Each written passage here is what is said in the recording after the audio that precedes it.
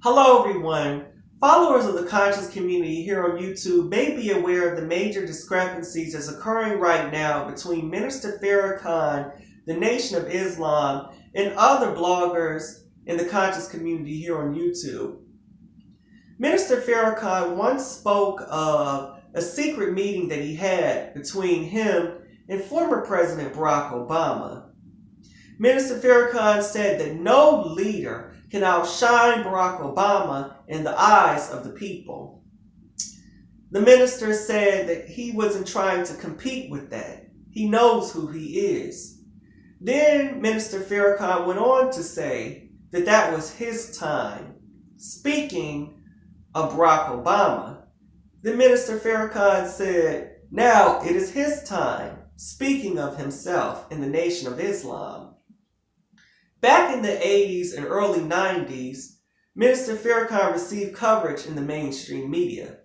You could find him on mainstream media news outlets and shows such as Phil Donahue. But the elites who control our mainstream media only allow coverage of Minister Farrakhan in hopes to vilify him. But what they soon began to realize is that even negative publicity of the minister was good for him.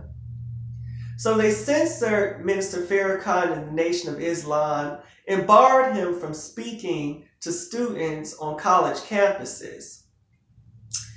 But with the rise of social media, you see a resurrection of Minister Farrakhan and the Nation of Islam. And this resurrection has come with great resentment and disdain from members of the conscious community, even members of the Congressional Black Caucus. An old Chinese proverb says that the fattest pig gets slaughtered first. And this hatred that Farrakhan and the Nation of Islam is receiving today kind of reminds me of Marcus Garvey. When he was in his prime, there was Negro leaders such as W.E.B. Du Bois and Philip A. Randolph who joined hands with the enemy in the destruction of Marcus Garvey.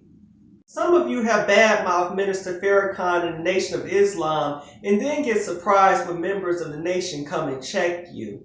Everyone in the Nation of Islam is not Minister Farrakhan and will not respond the same way towards disrespect. So if you're going to critique them out of love in the hopes to push this great black institution in a more favorable direction. Also, those of you who have badmouthed Farrakhan wouldn't be able to walk a day in his shoes. It's different when you're giving a perspective and you're on the outside looking in. If you don't like what they're doing, then build a Nation of Islam of your own. Build an NIA, something similar to an NIA. So it's easy to talk about someone, but it's hard to actually put that work in and set a better example. So I'm going to cut this video short. Leave a comment in the comment section below and let me know what you think. Until the next video.